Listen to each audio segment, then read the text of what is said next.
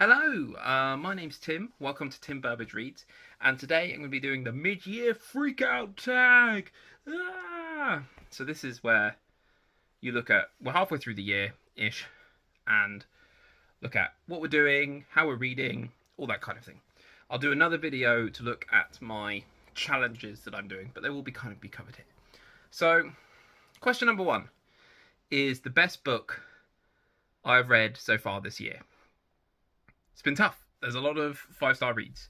It's been quite a good year for reading for me so far. But there's a few that are coming up in other questions. So I'm going to go with The Day of the Triffids by John Wyndham. I thought this was brilliant.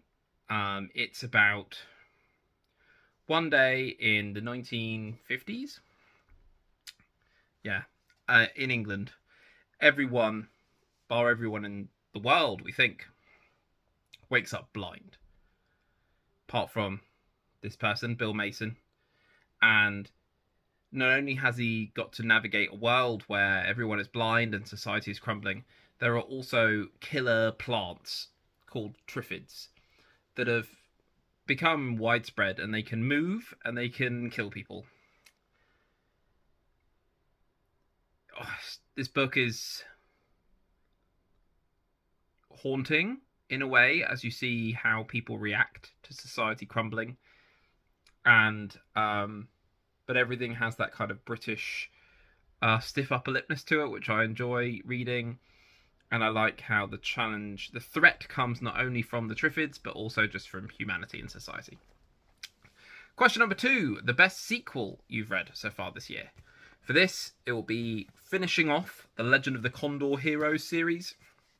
That's A Heart Divided by Jin Yong. This is the end of this tale. I think I read this earlier in the year, January, February time. And this had everything I wanted and more, because it rounded off the characters. We looked at Kung Fu as a whole, but it also had the looming threat of the Genghis Khan's invasion of China, and that kind of has been lying in the background since the first book, and it's come to the fore here. And this actually showed a lot of character development for Guo Jing, the main character, which probably hasn't really been the focus previously. The focus has been very much on external development, learning new Kung Fu, making new relationships, keeping his relationship with Lotus Wang. But this time it was much more, there was much more internal development and a focus on how Guo Jing's view of the world changes, but also still so all that external stuff as well. It's a pretty big book. This series, everyone should read this series. Everyone's talking about how the Dandelion Dynasty by Ken Liu is the most underrated fantasy in the world. Maybe it's because he's Asian. Ken Liu wrote the thing on the back for this. Dear reader, you're about to enter an enchanting world unlike anywhere you have ever been. This is so good. Question 3. A new release you haven't read yet, but want to. I had to look this up because there's only one release that I'm really interested in and hasn't come out yet, which is question number 4. But I had to look up, and I looked up the Disney Twisted Tales, because I've read one Disney Twisted Tale this year, and I really enjoyed it. And one that I'm super interested in that's come out in April is Princess of Thieves by Mary Mancusi. And this is all about Robin Hood. Robin Hood is top 2 Disney film for me. It's the one I grew up watching. It's the one I associate with my childhood so much. And yeah, Robin Hood I've read a Robin Hood book this year and loved it. I love the adventures, I love the silliness, I love the cast of characters involved. I love the roguish nature of a Robin Hood character. So, yeah, that would be what I'm most interested in. Did I know it existed before prepping this video? No. So, maybe I will read it, maybe I won't. Question number 4, most anticipated release for the second half of the year. That has to be The Storm and the Seahawk by Kieran Millward Hargrave. So this is book 2 in the Geomancer trilogy. Book 1 was In the Shadow of the Wolf Queen, and I absolutely devoured it last year. It was my favourite book last year. And there's a super cool cover has been released for this one, which I can't wait to read. I can't wait to read it. I think it's going to be brilliant. I'm very excited about it. Question number 5, the biggest disappointment. So one of my challenges this year has been trying to read a different fantasy book every month. And I started with like early fantasy because I want to get into that kind of. I quite like reading classics. So classical fantasy was, and to see where the threads have led to. One of them I saw was The Chronicles of Amber by Roger Zelazny, and I read the first 5 books. I read the first Chronicle of Amber, and I didn't enjoy it. I thought the writing was poor. The only thing I really liked about it was just about how wacky it was. And it looked like, I think I was reading it in February, and it sent me into a slump. I read hardly anything in February or March. I can't remember whatever month it was. So yeah, it has to be that. Like, just not very good. Number 6, the biggest surprise, has to be my mystery challenge books. So this is July's. I have no idea what this book is. So every month I have a new mystery challenge book, and it's a complete surprise to me. So I think that's really nice.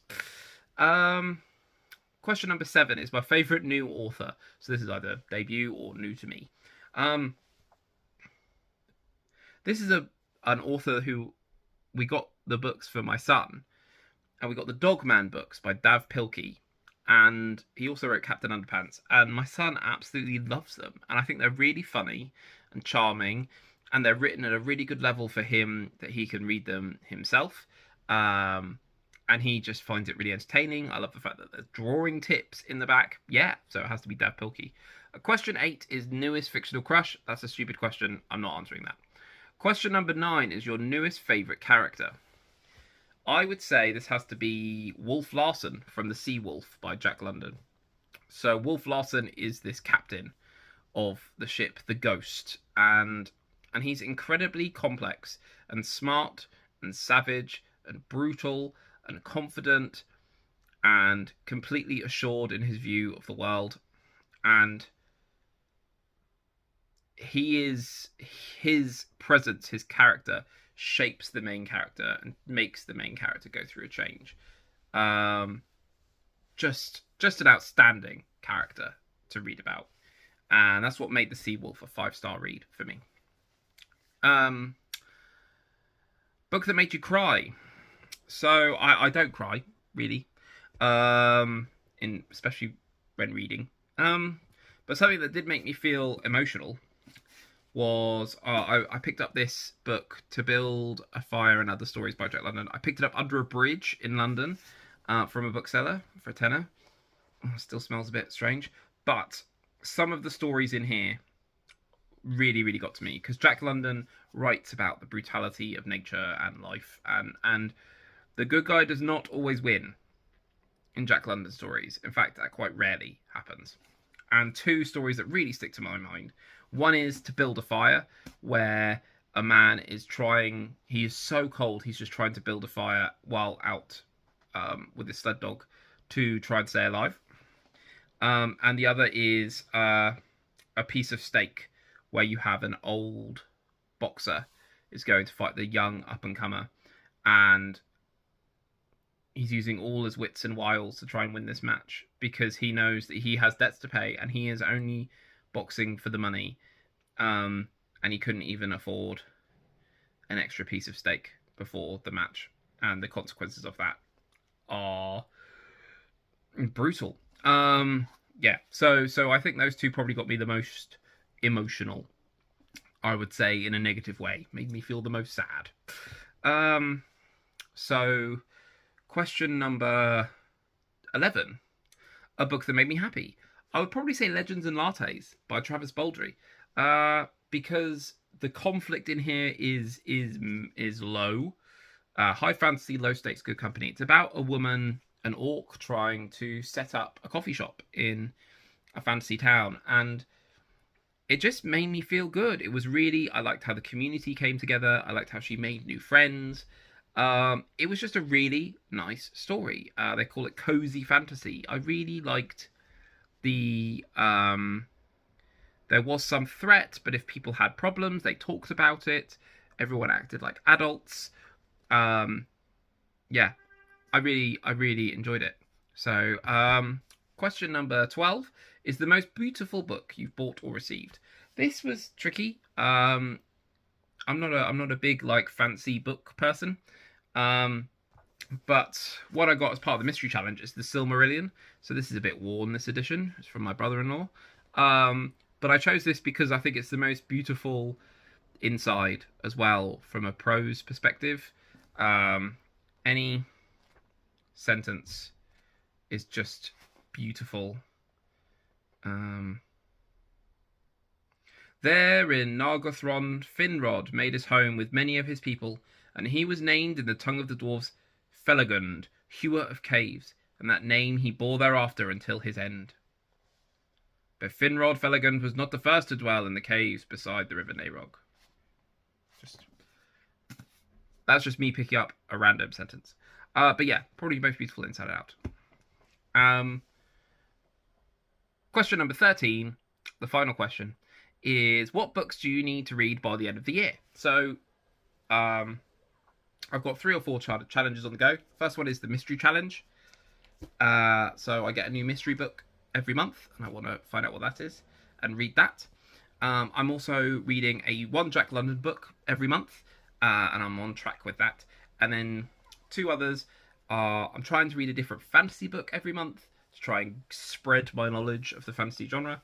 And then I'm also trying to read more books set in and around or about Japan, China, and Hong Kong.